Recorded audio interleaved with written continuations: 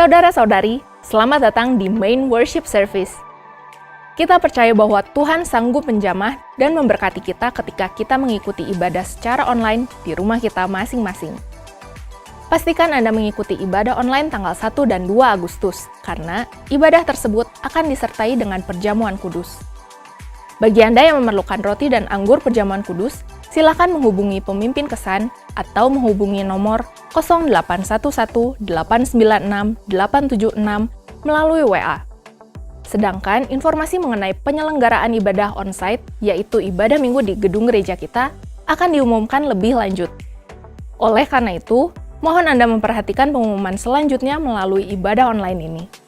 Dapatkan buku ibadah harian jilid 3 untuk periode bulan Juli sampai September yang akan menolong diri Anda untuk semakin akrab dengan Tuhan.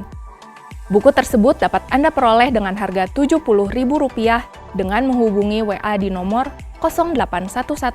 0811-588-580. Jangan lewatkan pemuridan dasar kekristenan atau pola hidup dalam kerajaan Allah yang akan diadakan secara online.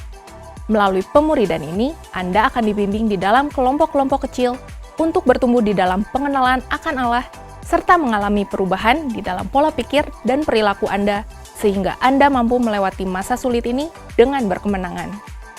Segera daftarkan diri Anda ke nomor 0813-2093-2995 melalui WhatsApp. Di bulan Juli ini, kita membahas suatu tema, yaitu menyelesaikan pertandingan sampai akhir. Melalui tema ini, kita belajar tentang 4 mentalitas yang dapat merintangi kita untuk melewati era new normal dengan berkemenangan. 4 mentalitas yang dengan pertolongan Tuhan akan dapat kita taklukkan, sehingga kita dapat menjangkau masa depan dengan keberhasilan. Minggu ini kita belajar dari firman Tuhan tentang mentalitas keempat yang perlu kita taklukkan, yaitu hidup tanpa visi. Kita akan mempelajari 3 alasan tentang pentingnya hidup yang visioner. Hidup yang visioner akan menolong kita untuk menyelesaikan pertandingan sampai akhir dalam kemenangan, sehingga hidup kita yang satu kali ini tidaklah sia-sia, namun penuh dengan makna. Sebelum kita belajar kebenaran firman Tuhan mengenai 3 alasan dari hidup yang visioner tersebut, yang akan sangat menginspirasi kita, mari kita menyiapkan hati, serta terlebih dahulu memuji Tuhan.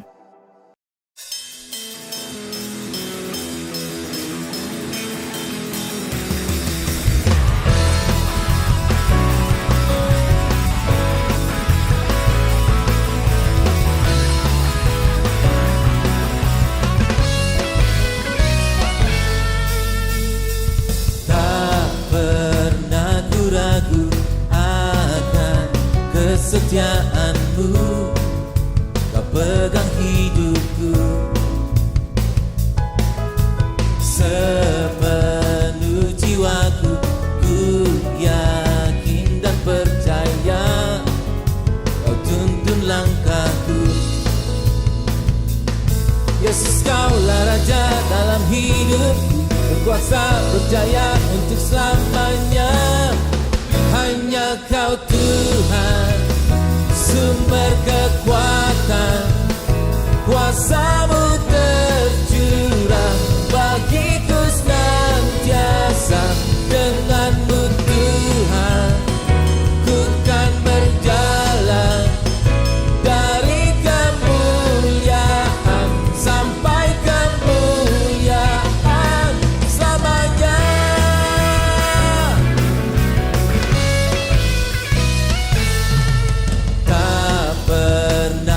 Ragu akan kesetiaanmu, kau pegang hidupku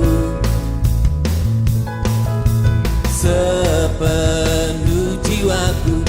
Ku yakin dan percaya kau tuntun langkahku. Yesus, kaulah Raja dalam hidupku, kuasa berjaya untuk selamanya. Hanya Kau Tuhan, sumber kekuatan, kuasa-Mu tercurah bagiku senantiasa. Dengan-Mu Tuhan, ku kan berjalan dari kemuliaan sampai kemuliaan.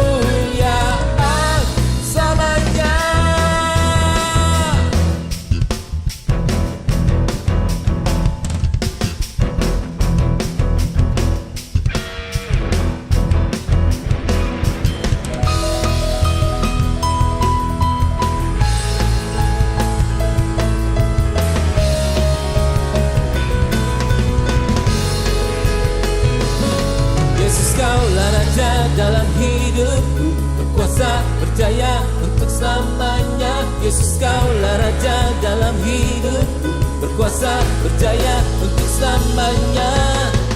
Hanya Kau Tuhan, sumber kekuatan, kuasa-Mu tercurah bagiku senantiasa. Dengan-Mu Tuhan, ku kan berjalan dari kemuliaan sampai kemuliaan selamanya.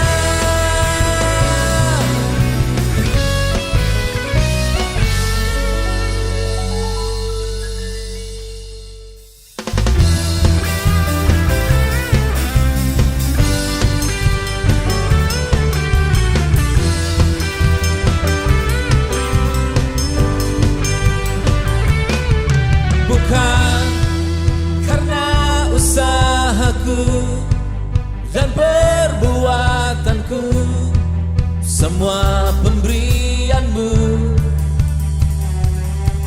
kasih dan rahmat yang kekal, berikan kepastian dalam pengharapan. Nyatalah karya-Mu di dalamku. Sungguh besar kasih-Mu, berlimpah kebaikan-Mu. Kau menghidupkanku dengan anugerah-Mu. Oleh kasih karunia-Mu, Kau telah membangkitkanku. Kau menghidupkanku dengan anugerah-Mu.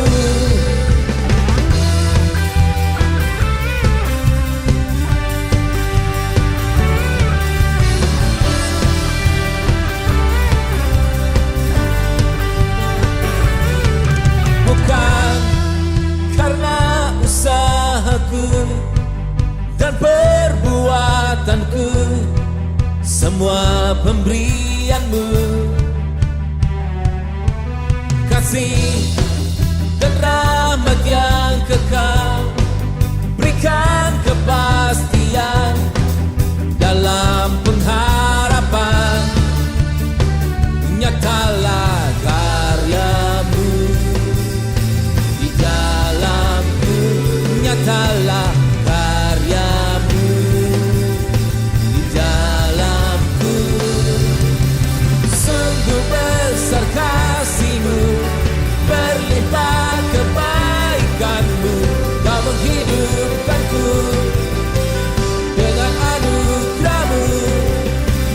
Oleh kasih karunia-Mu, Kau telah membangkitkanku. Kau menghidupkanku dengan anugerah-Mu.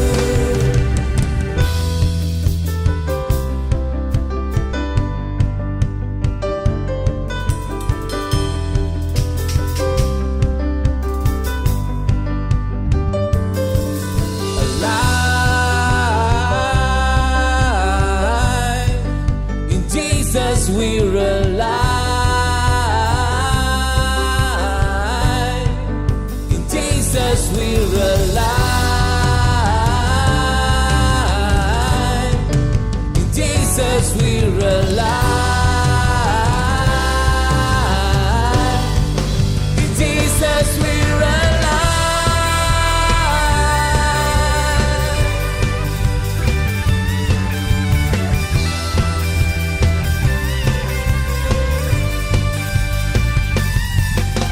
Sungguh besar kasih-Mu, berlimpah kebaikan-Mu. Kau menghidupkanku dengan anugerah-Mu. Oleh kasih karunia-Mu, Kau telah membangkitkanku. Kau menghidupkanku dengan anugerah-Mu. Alive in Jesus we're alive. In Jesus we're alive. In Jesus we're alive.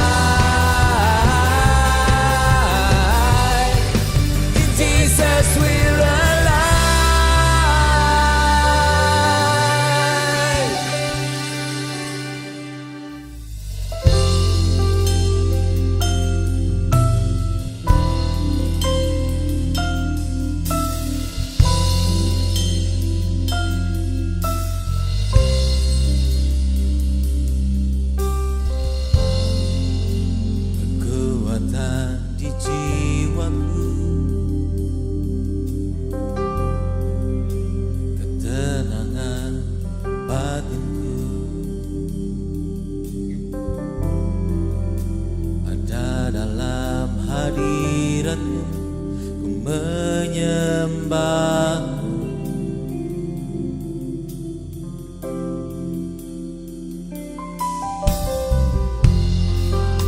Bersungkurku di kakimu, rasakan hadiratmu. Takkan ku melepaskanmu, kau cahaya bagiku, mengiringmu seumur hidupku, masuk dalam rencanamu Bapa. Pikiranku, kehendakku, ku serahkan padamu. Harapanku hanya di dalam-Mu, ku kan teguh bersama-Mu Tuhan. Jadikanku bejana-Mu untuk memuliakan-Mu.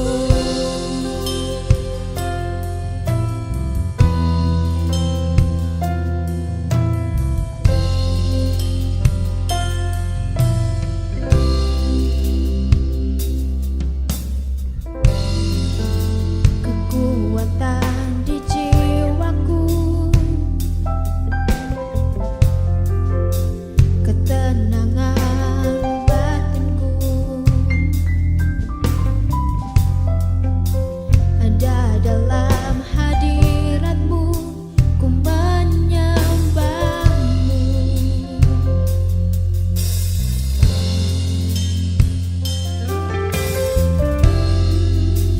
Tersungkurku di kaki-Mu,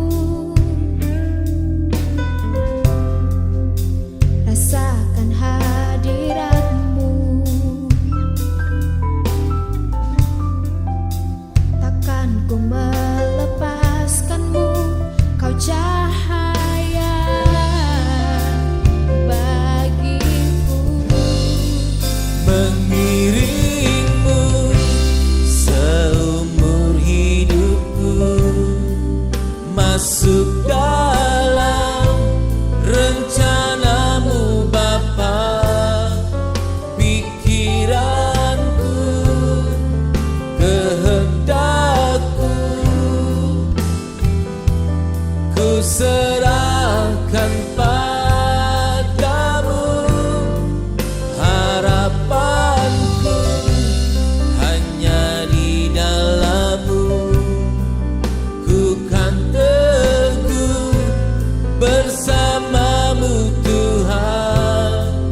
Jadikanku bejana-Mu untuk memuliakan-Mu. Mengiringmu seumur hidupku, masuk dalam rencana-Mu Bapa. Pikiranku, kehendakku, ku serahkan padamu. Harapanku hanya di dalam-Mu, ku kan teguh bersama-Mu Tuhan. Jadikanku bejana-Mu untuk memuliakan-Mu.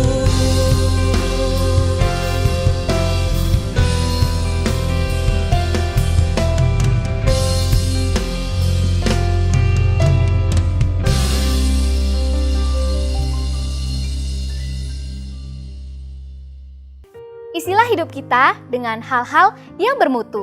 sehingga hidup kita yang sekali ini tidaklah sia-sia. Gunakan waktu Anda untuk mendekatkan diri kepada Tuhan melalui ibadah harian. Hidup Anda akan semakin bugar, produktif, dan bermakna. Telah terbit buku ibadah harian Jilid 3 edisi bulan Juli sampai September yang menuntun Anda untuk melakukan ibadah setiap hari.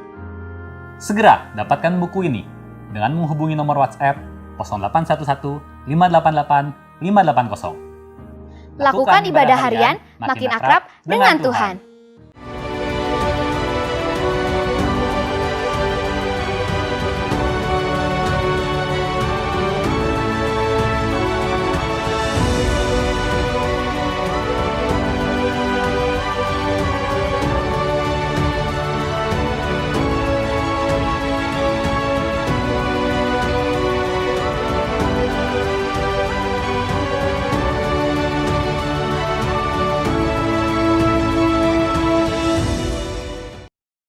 Acap kali saya menceritakan hal ini. Bayangkan suatu hari Anda berdiri di pinggir jalan menunggu bis. Bis datang dan berhenti di depan Anda. Pintu bis terbuka dan Anda masuk ke dalamnya. Pintu bis menutup dan mulai berjalan bersama dengan diri Anda yang ada di dalamnya. Setengah jam kemudian Anda bertanya kepada Pak sopir, "Pak, tolong tanya, bis ini akan kemana?" Pak sopir menjawab, "Wah, saya tidak tahu bis ini mau kemana. Bagi saya yang penting, bis ini asal berjalan. Mau ke timur atau ke utara, tidak penting. Yang penting asal bis ini berjalan." Lalu Pak sopir balik bertanya kepada Anda, "Kalau saudara sendiri mau kemana?" Anda menjawab, "Saya juga tidak tahu mau kemana, Pak.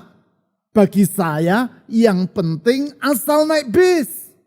Mungkinkah Anda melakukan hal tersebut? Naik bis dengan sopir yang tidak tahu ia mau kemana dan Anda sendiri juga tidak tahu Anda mau pergi kemana.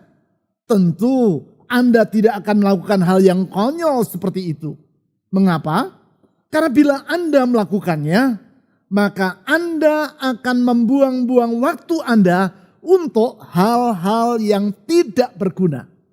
Padahal kita tahu bahwa waktu adalah salah satu aset yang sangat berharga. Dan yang sekali terbuang, ia tidak akan pernah kembali lagi. Hal ini menunjukkan pentingnya tujuan, sasaran, arah kehidupan atau visi. Visi, gambaran jauh di depan tentang tujuan yang hendak kita capai. Visi, gambaran jauh di depan tentang sasaran yang hendak kita raih. Visi, gambaran jauh di depan tentang kehidupan yang kita inginkan. Bila kita hidup tanpa visi, artinya hidup tanpa tujuan, tanpa sasaran, tanpa arah, maka kita akan hidup dengan membuang-buang waktu. Sedangkan membuang-buang waktu sama seperti kalau kita membuang-buang uang yang di tangan kita dengan melemparkannya selembar demi selembar ke dalam api sehingga terbakar habis. Uang tersebut bukan saja terbuang sia-sia, ia juga tidak akan kembali kepada kita. Berarti terdapat kaitan yang erat antara visi, penggunaan waktu secara efektif, dan kehidupan yang tidak sia-sia. Hal tersebut nampak di dalam lomba lari. Di dalam perlombaan lari, seorang atlet akan berupaya menggunakan waktu dengan seefektif mungkin, yaitu dengan berlari secepat mungkin. Setiap detik harus ia isi dengan menempuh jarak sejauh mungkin, lebih jauh dibandingkan para lawannya. Bukan itu saja, di dalam lomba lari, seorang atlet harus berlari dengan tujuan yang jelas, yaitu garis finish. Sebab secepat apapun yang bersangkutan berlari, kalau ia salah arah sehingga tidak mencapai garis finish, maka ia tidak akan menjadi pemenang. Kalau garis finish berada di timur dan ia berlari ke arah barat dengan kecepatan yang tinggi, lebih cepat daripada para pelari yang mencapai garis finish, tetap yang bersangkutan tidak akan memperoleh gelar juara. Hanya dengan berlari secara terarah dan dengan menggunakan waktu secara efektif, barulah keberadaan dirinya di dalam gelanggang pertandingan tidak sia-sia. Hanya dengan demikian, keikutsertaan yang bersangkutan dalam perlombaan itu ada gunanya. Tidaklah mengherankan apabila dalam 1 Korintus pasal 9 ayat 24 sampai 27 Rasul Paulus menggambarkan kehidupan kita, para pengikut Kristus, seperti orang yang berada di dalam gelanggang pertandingan. Di dalam hal ini yaitu gelanggang perlombaan lari. Melalui gambaran tersebut ia menjelaskan, apabila kita ingin kehidupan kita di dunia yang hanya berlangsung satu kali ini, bukan merupakan kehidupan yang sia-sia. Maka ada 4 raksasa, yaitu 4 perintang yang ada dalam diri kita sendiri yang harus kita taklukkan. 4 perintang ini bukan berada di luar diri kita, namun berada di dalam hidup kita sendiri. 4 perintang dalam bentuk 4 mentalitas yang harus kita atasi. Dan hanya dengan demikian barulah kita dapat menyelesaikan perjuangan sampai akhir dengan gemilang atau go the distance. Hanya dengan demikian barulah kita dapat mengisi kehidupan kita sebagai seorang pemenang. Go the distance. Di sepanjang bulan ini berdasarkan 1 Korintus pasal 9 ayat 24 sampai 27 kita mempelajari keempat perintang tersebut dan bagaimana kita dapat menaklukkannya. Agar supaya dengan demikian masa sukar yang sedang kita lewati sehubungan dengan wabah yang melanda seluruh dunia ini dapat kita lalui dengan kehidupan yang tidak sia-sia namun dengan penuh makna dan berkemenangan. 3 sikap dari keempat perintang tersebut sudah kita pelajari di minggu-minggu yang lewat. Dan hari ini kita akan mempelajari perintang keempat. Ketiga perintang yaitu mentalitas dalam diri kita tadi adalah perintang pertama. Mentalitas menyerah kepada nasib atau mentalitas fatalistik. Perintang kedua, mentalitas tidak disiplin. Yaitu tidak mampu menguasai atau mengendalikan diri kita sendiri. Perintang ketiga, mentalitas tidak fokus, yaitu hidup yang tidak terarah. Kita telah belajar mengapa kita wajib hidup mengatasi ketiga mentalitas tersebut dan langkah-langkah untuk menaklukkannya. Sekarang kita akan membahas perintang yang keempat. Untuk itu kita akan membaca kembali 1 Korintus pasal 9 ayat 24 sampai 27. 1 Korintus pasal 9 ayat 24 sampai 27. Tidak tahukah kamu? Pada dalam gelanggang pertandingan semua peserta turut berlari. Tetapi bahwa hanya 1 orang saja yang mendapat hadiah. Karena itu larilah begitu rupa sehingga kamu memperolehnya. Ayat 25. Tiap-tiap orang yang turut mengambil bagian dalam pertandingan menguasai dirinya dalam segala hal. Mereka berbuat demikian untuk memperoleh suatu mahkota yang fana alias tidak abadi. Tetapi kita untuk memperoleh suatu mahkota yang abadi. Ayat 26. Sebab itu aku tidak berlari tanpa tujuan. Dan aku bukan petinju yang sembarangan saja memukul. Tetapi aku melatih tubuhku dan menguasainya seluruhnya. Supaya sesudah memberitakan Injil kepada orang lain, jangan aku sendiri ditolak. Di dalam ayat 27, Paulus berkata bahwa ia melatih tubuhnya dan menguasainya seluruhnya. Dengan alasan agar supaya sesudah menyelesaikan tugas yang ia emban dalam hidupnya, yaitu memberitakan Injil, ia tidak ditolak oleh Tuhan. Atau dalam bahasa Inggris, kalimat tersebut diterjemahkan sebagai berikut. After I preach to others, I myself will not be disqualified. Sesudah berkhotbah kepada orang lain, aku sendiri tidak dinyatakan tak memenuhi kualifikasi, disqualified, tak memenuhi syarat. Syarat apa? Syarat untuk menjadi pemenang. Kalau saya sederhanakan, Paulus tidak ingin hidupnya ternyata tidak meraih sasaran. Alias di akhir kehidupannya ia dapati hidupnya sia-sia. Mengapa sia-sia? Di dalam ayat 26 ia menjelaskan, yaitu karena ia berlari tanpa tujuan atau petinju yang sembarangan saja memukul. Singkat kata, di samping hidup ini harus terfokus pada sasaran, yaitu sebagaimana yang telah kita bahas di minggu yang lalu, hidup ini haruslah memiliki tujuan atau visi. Berarti perintah keempat yang harus ditaklukkan dalam kehidupan ini adalah hidup dengan mentalitas miopi. Apakah miopi? Miopi adalah kelemahan mata yang disebut dengan rabun jauh. Orang yang mengalami miopi atau rabun jauh hanya dapat melihat benda-benda yang berada di dekat dirinya. Benda-benda yang berada agak jauh dari dirinya nampak kabur. Demikianlah orang yang hidup dengan mentalitas miopi. Ia hidup hanya dengan sasaran jangka pendek, alias hidup yang tidak visioner. Ia hidup hanya untuk kenyamanan jangka pendek dan tidak mampu berpikir panjang. Kalau ia punya uang, ia akan hambur-hamburkan uang itu untuk kenikmatan sesaat. Dan ia tidak akan menabungnya untuk masa depan dari kehidupannya. Bukan hanya uang, termasuk waktu yang ia miliki akan ia hambur-hamburkan untuk hal-hal yang hanya memberi kesenangan jangka pendek. Ia tidak berpikir, ia tidak mau berpikir, dan tidak mampu berpikir untuk hari esok. Yang penting sekarang sedang. Peduli amat dengan masa depan. Inilah sopir yang mengemudikan bis tanpa arah, yang penting asal bis jalan. Itulah penumpang yang naik bis tanpa ia tahu ia akan pergi kemana. Yang penting asal naik bis.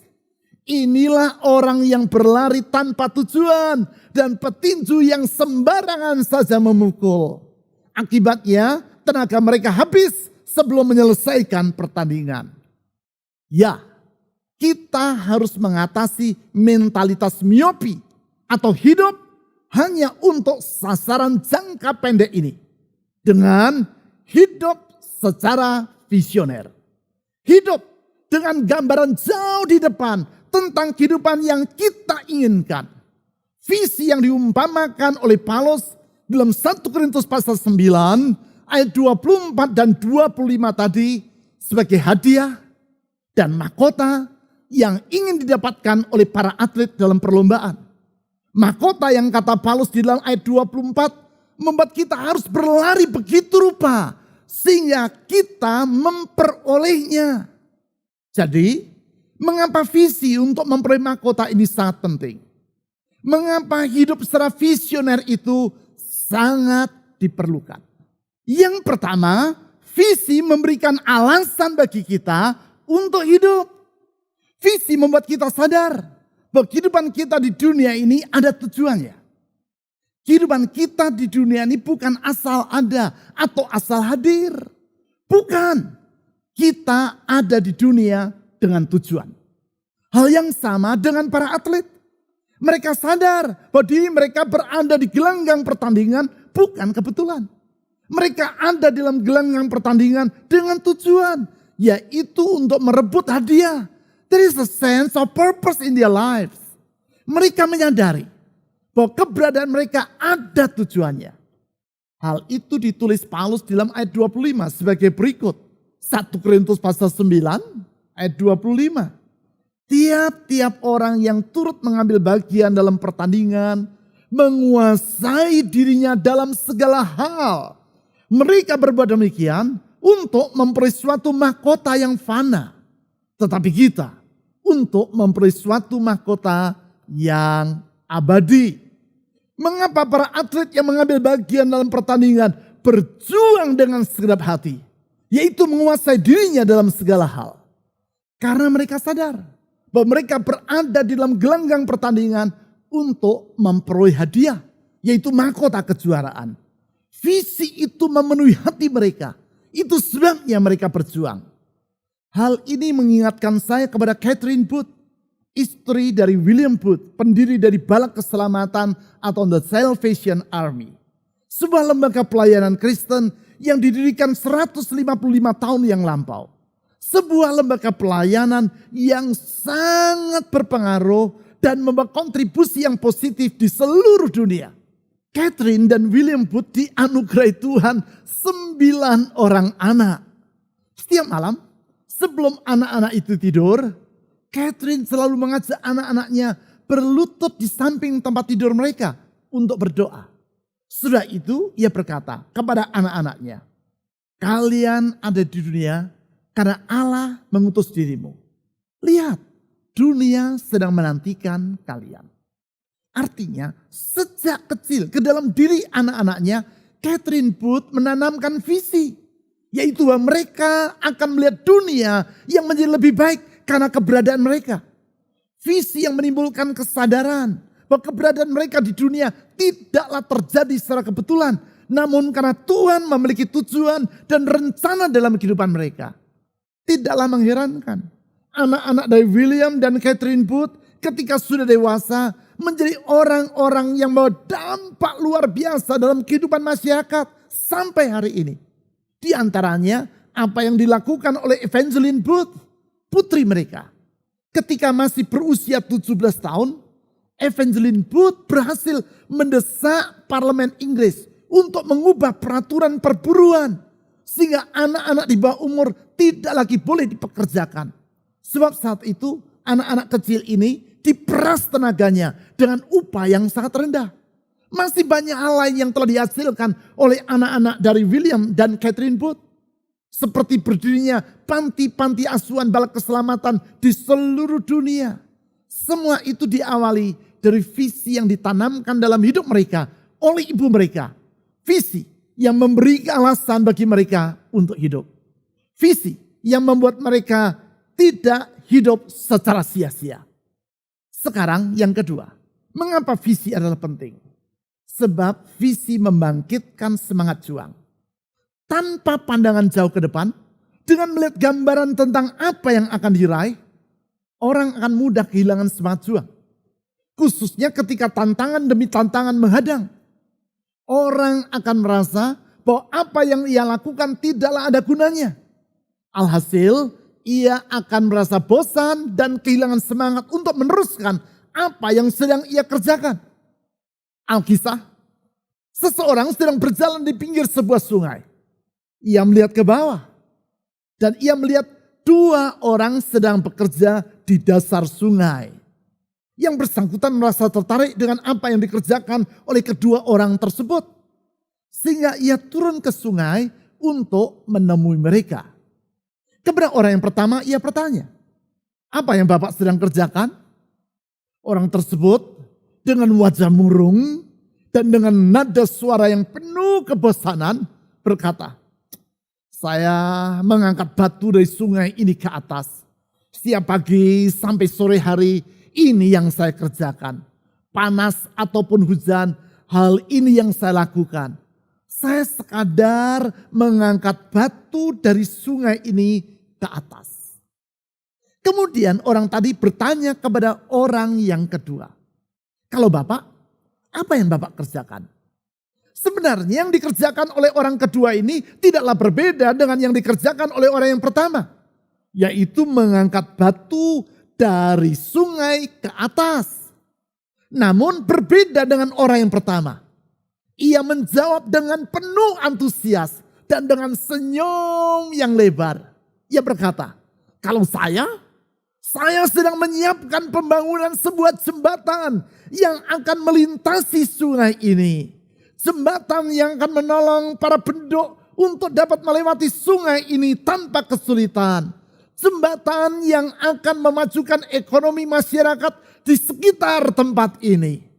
Anda melihat bedanya? Orang yang pertama bekerja tanpa visi. Sehingga semangat juang dalam dirinya mudah pudar oleh rasa bosan dan kesukaran. Orang yang kedua bekerja dengan visi. Ia dapat melihat gambaran tentang apa yang akan terwujud di balik apa yang sedang ia kerjakan. Yaitu sebuah jembatan yang akan sangat bermanfaat bagi kehidupan masyarakat. Oleh sebab itu ia bekerja tanpa rasa bosan dan penuh dengan semangat juang. Memang visi membangkitkan semangat juang. Itulah yang dikemukakan Paulus dalam 1 Korintus pasal 9 ayat 25 dan 27. Di dalam ayat 27 ia berkata seperti demikian. 1 Korintus pasal 9 ayat 27 kalimat pertama dia katakan, tetapi aku melatih tubuhku dan menguasainya seluruhnya. Ia melatih seluruh tubuhnya dan menguasainya seluruhnya. Artinya ia berjuang dengan sekuat tenaga. Mempersiapkan diri untuk bertanding. Mengapa? Karena seperti yang ia katakan di ayat 25. Ada mahkota yang sedang menanti dirinya. Artinya sementara ia berjuang. Ia sudah membayangkan mahkota yang hendak ia raih. Artinya sementara ia berjuang. Visi tentang masa depan telah terbayang di benaknya. Artinya visi membangkitkan semangat juang di dalam dirinya. Sekarang yang ketiga, mengapa hidup secara visioner sangatlah diperlukan. Karena visi akan menentukan bobot dari kehidupan kita. Visi akan menentukan bobot dari kehidupan kita. Apabila kita hidup dengan visi yang mulia, maka barulah kehidupan kita akan menjadi mulia. Tetapi apabila visi dalam kehidupan kita hina, maka kehidupan kita pun akan menjadi hina. Singkat kata, salah satu hal yang sangat menentukan kualitas kehidupan kita adalah visi dalam kehidupan kita. Itu sebabnya Martin Luther King Jr., tokoh gerakan perjuangan sipil dan pembaru tatanan sosial di Amerika yang sangat terkenal itu berkata demikian, if a man has not discovered something he's willing to die for, he's not fit to live. Apabila seseorang belum menemukan tujuan hidup yang sedemikian mulia sehingga pantas dibayar dengan nyawanya, ia tidak pantas untuk hidup. Apabila seseorang belum memiliki visi yang mulia sehingga ia rela mati untuk hal tersebut, sesungguhnya orang itu tidak pantas untuk hidup. Martin Luther King Jr. menghidupi apa yang ia sering katakan demi visi kesamaan hak-hak sipil orang Amerika. Ia telah membayarnya dengan nyawanya. Visi yang mulia yang menjadikan dirinya sebagai pemenang hadiah Nobel untuk perdamaian termuda di sepanjang sejarah. Ya, visi menentukan bobot kehidupan kita. Dengan kata lain, kita harus hidup dengan visi yang luhur dalam kehidupan ini. Supaya dengan demikian kehidupan kita yang satu kali ini tidak sia-sia. Hal tersebut diutarakan oleh Rasul Paulus di dalam ayat 25. Di situ ia berkata seperti demikian, seperti yang sudah kita baca. Dia katakan, tiap-tiap orang yang turut mengambil bagian dalam pertandingan, menguasai dirinya dalam segala hal. Mereka berbuat demikian untuk memperoleh suatu mahkota yang fana. Tetapi kita untuk memperoleh suatu mahkota yang abadi. Apabila untuk memperoleh mahkota yang tidak abadi, fana, para atlet rela berjuang dengan sekuat tenaga. Terlebih lagi kita, para pengikut Kristus. Kita memiliki visi yang mulia, yang digambarkan Paulus sebagai suatu mahkota yang abadi. Visi, yaitu agar nama Yesus dikenal oleh semua orang dan segala bangsa menjadi muridnya. Visi yang akan menjadikan kehidupan kita tidak sia-sia, tetapi berbobot dan penuh makna. Visi yang Yesus disampaikan sebelum ia naik ke surga dengan berkata kepada para pengikutnya, jadikanlah semua bangsa muridku. Visi seperti demikian menjadikan kehidupan kita yang satu kali di dunia ini tidak pernah kita sesali. Visi itu pula lah yang membuat kita tidak akan menyerah terhadap kesukaran maupun tantangan yang sebesar apapun yang ada di hadapan kita. Kita akan terus berjuang sampai rencana Tuhan atas dunia ini digenapi. Dan kita memandang bahwa merupakan suatu kehormatan bagi kita untuk dapat terlibat di dalamnya. Visi yang kita wujudkan antara lain melalui kelompok-kelompok pemuridan. Kelompok pemuridan yang kita beri nama pemuridan dasar kekristenan. Pola hidup dalam kerajaan Allah. Pemuridan selama 12 minggu di dalam kelompok kecil. Di mana Anda akan mempelajari dasar-dasar iman Kristiani. Yang akan menjadikan kehidupan rohani Anda kokoh dan tahan goncangan. Pemuridan yang menjadikan kehidupan rohani Anda bertumbuh, berbuah, karena berakar di dalam Kristus. Sekarang, sesudah lebih dari 40-50 ribu orang mengikuti pemuridan ini, kita akan melaksanakan pemuridan ini secara online. Melaluinya, Anda akan mengikuti paparan saya melalui video untuk setiap pelajaran dari 12 pelajaran dalam buku ini. Kemudian diteruskan dengan diskusi kelompok kecil yang akan dipimpin oleh para pembimbing rohani yang telah terlatih untuk hal itu. Mereka, para pembimbing rohani itu akan mendampingi dan membimbing saudara untuk bertumbuh dewasa dalam Kristus. Semua itu akan dilaksanakan secara online. Untuk itu, Anda perlu mendaftar dengan menghubungi nomor WA atau WhatsApp di bawah ini. Pemuridan ini akan dimulai pada tanggal 8 Agustus yang akan datang.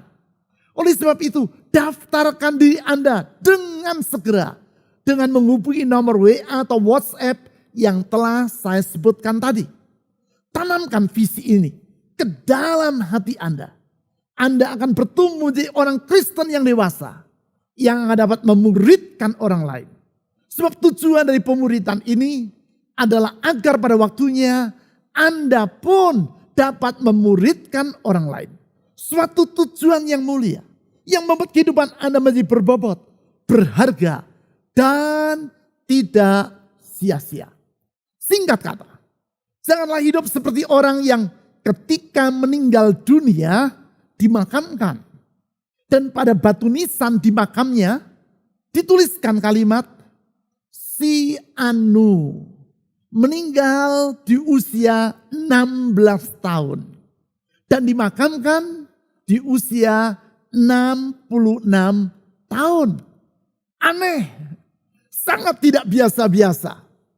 Pada umumnya orang akan dimakamkan beberapa hari sesudah yang bersangkutan meninggal dunia. Sehingga kalau ia meninggal dunia di usia 16 tahun, tentu ia akan dimakamkan di usia 16 tahun pula. Tetapi mengapa orang ini dimakamkan di usia 66 tahun? Apa yang terjadi dengan jenazahnya dari usia 16 tahun sampai 66 tahun itu? Sebenarnya yang bersangkutan meninggal dunia di usia 66 tahun. Sehingga oleh karena itu ia juga dimakamkan di usia 66 tahun. Lalu mengapa pada batu nisannya dituliskan bahwa yang bersangkutan meninggal dunia di usia 16 tahun? Sebab sejak usia 16 tahun sampai 66 tahun, walaupun ia hidup, dirinya sama seperti orang yang sudah mati. Yaitu ia hidup tanpa visi. Orang yang sudah meninggal dunia tidak lagi memiliki visi. Visinya sudah terkubur bersama dengan jenazahnya. Demikianlah orang yang hidup tanpa visi. Ia hidup sama seperti orang yang sudah mati. Keberadaan dirinya tidak lagi berdampak terhadap orang-orang di sekitarnya. Itu sebabnya keinginan saya kalau nanti saya meninggal dunia, pada batu nisan saya dituliskan kalimat seperti demikian. Bambang Wijaya meninggal di usia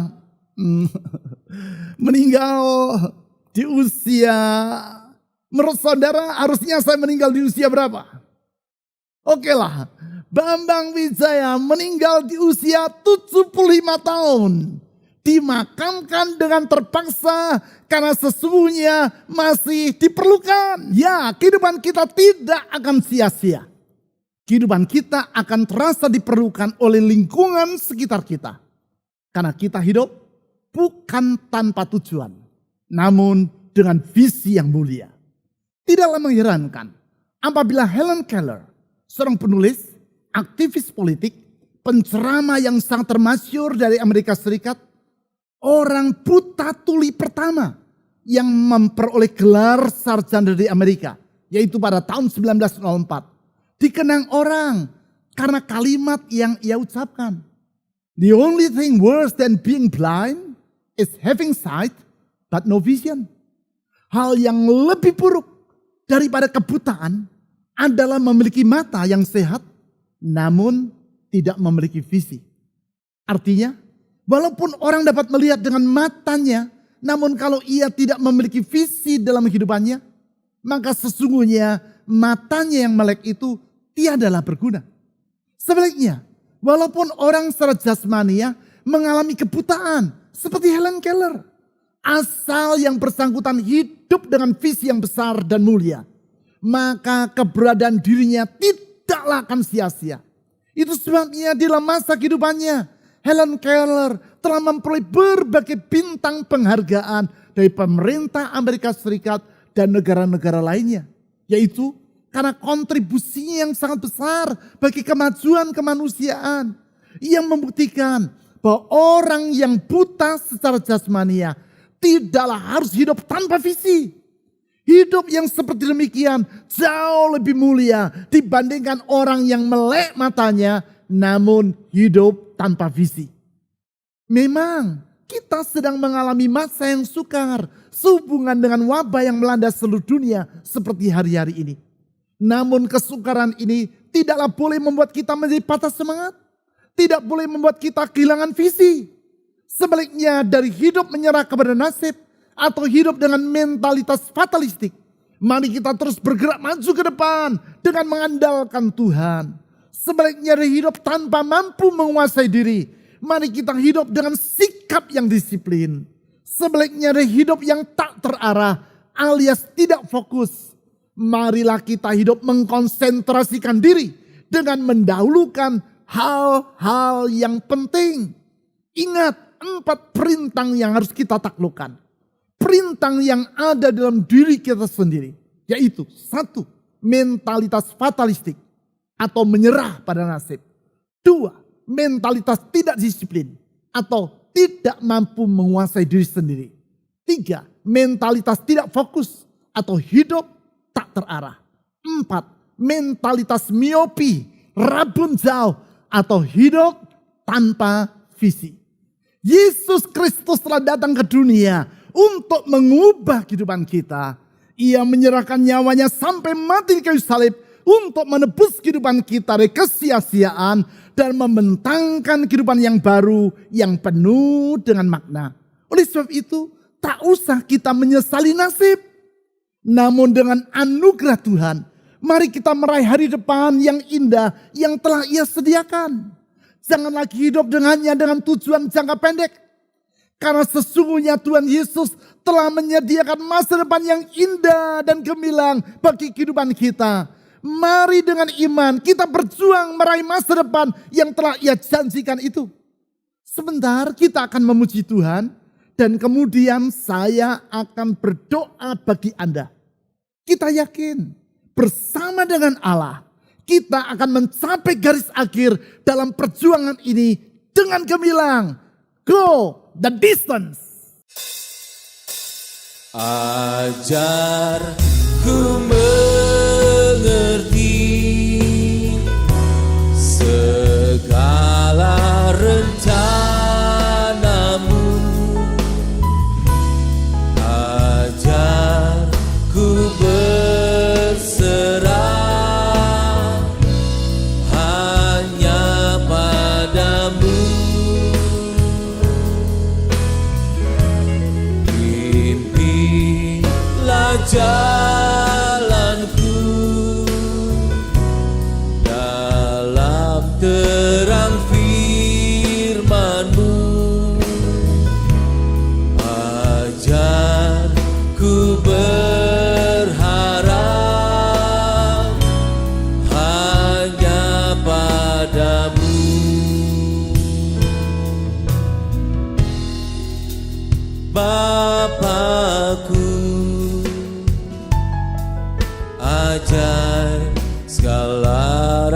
janganmu,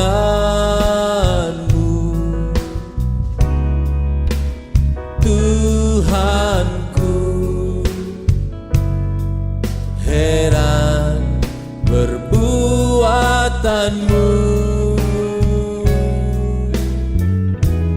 Engkau sanggup mengadakan segala yang ku perlukan menurut kehendak-Mu. Terjadilah,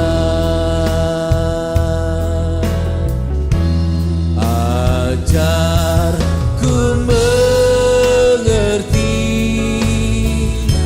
segala rencana-Mu,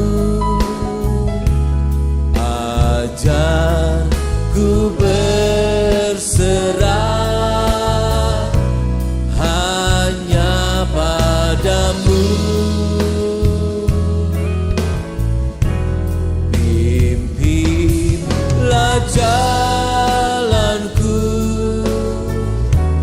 dalam terang firman-Mu, ajarku berharap hanya padamu. Ajarku berharap hanya padamu. Saudara-saudari, kita tahu bahwa rencana Tuhan dan kehendak-Nya senantiasa yang terbaik bagi kita, anak-anak-Nya. Di dalam kasih-Nya, Ia menghapuskan masa lampau kita yang kelam. Dan dalam kesetiaan-Nya, Ia membentangkan masa depan yang baru bagi kita. Oleh sebab itu, kita dapat memandang hari esok dengan penuh keyakinan bahwa Tuhan yang memulai perkara yang baik dalam hidup kita akan meneruskannya sampai sempurna. Itu sebabnya dimanapun Anda saat ini sedang berada, Tuhan hadir bersama dengan Anda. Angkat hati, serahkan beban ke dalam tangan-Nya, dan minta Dia mengulurkan tangan, memulihkan, membuka jalan, dan menyediakan pertolongan bagi setiap Anda. Mari kita berdoa. Tuhan Yesus, di dalam kasih-Mu, Engkau rela mengorbankan nyawa-Mu sampai mati di kayu salib, menghapuskan masa lampau kami yang kelam, dan membentangkan masa depan yang baru bagi setiap kami. Oleh karena itu kami dapat memandang hari esok dengan yakin bahwa Tuhan yang memulai perkara yang baik dalam hidup ini akan menyelesaikannya dalam sempurna bagi hidup ini. Ulurkan tangan-Mu yang penuh dengan kasih itu. Ulurkan tangan-Mu yang menyembuhkan itu. Ulurkan tangan-Mu yang meneduhkan badai itu. Ulurkan tangan-Mu yang membangkitkan orang yang dalam keadaan putus asa dan memberikan pengharapan yang baru. Ulurkan tangan-Mu yang penuh dengan mujizat dan berkat itu. Dan di dalam nama Yesus Kristus, saya menyerahkan semua beban dalam hidup anak-anak-Mu ke dalam tangan Tuhan. Di dalam nama Yesus Kristus, ulurkan kesembuhan dan mujizat-Mu. Di dalam nama Yesus Kristus, saya mengucapkan berkat dan kehidupan. Di dalam nama Yesus Kristus, kami menatap hari esok dengan yakin. Ada harapan dalam Tuhan, ada harapan dalam Tuhan, ada harapan dalam Tuhan Yesus.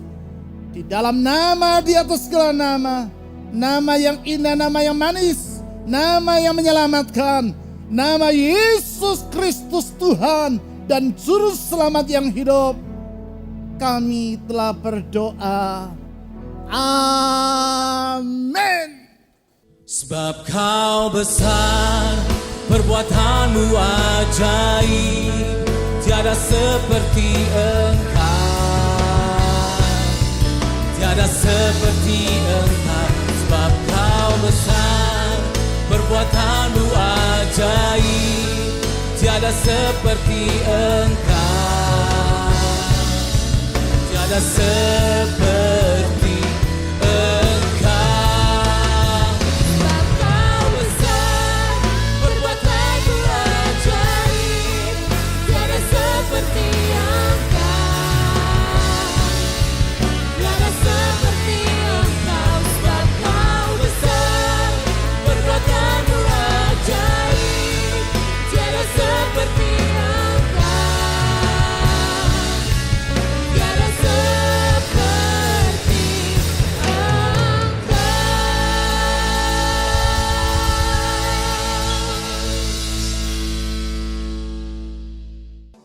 Bagi Anda yang memerlukan dukungan doa, Anda dapat mengirimkan beban doa melalui WA di nomor 0811 841 765. Sekali lagi, kirimkan beban doa Anda melalui WA ke nomor 0811 841 765. Mari kita wujudkan iman dan kasih kita kepada Tuhan melalui persembahan kita. Anda dapat memberikan persembahan dan persepuluhan dengan mengirimkannya ke nomor rekening yang tertera di layar. Selain itu, telah tersedia alternatif bagi Anda untuk memberikan persembahan dan persepuluhan, yaitu dengan menggunakan dompet digital melalui aplikasi yang tertera di layar Anda. Anda juga dapat melihat berbagai informasi penting dari gereja kita melalui website www.fajarpengharapan.net atau melalui aplikasi GKPB Fajar Pengharapan serta Instagram GKPB Fajar Pengharapan. Terima kasih telah beribadah bersama kami dan kami sangat menantikan kunjungan Anda selanjutnya. Sampai bertemu kembali minggu depan.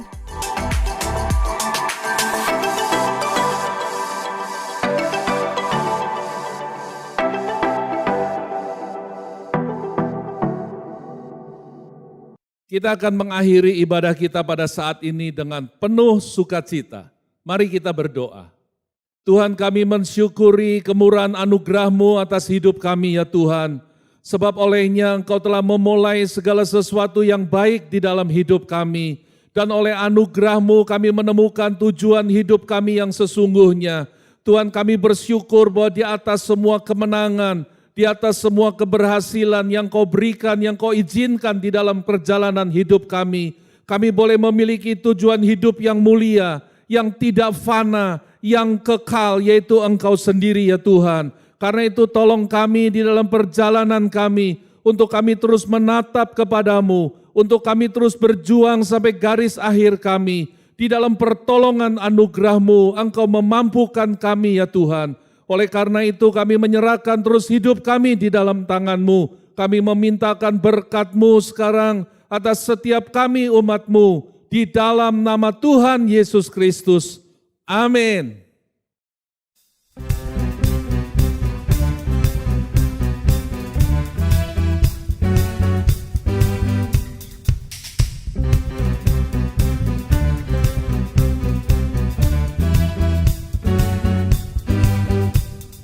Dalam-Mu ku temukan sukacita. Dunia takkan sanggup untuk berikan. Segala bebanku pun digantikan selama ku ada di dalam-Mu. Kaulah sukacita, pengharapan dan kehidupan. Kau beri kekuatan, haleluya, bersukacita selamanya.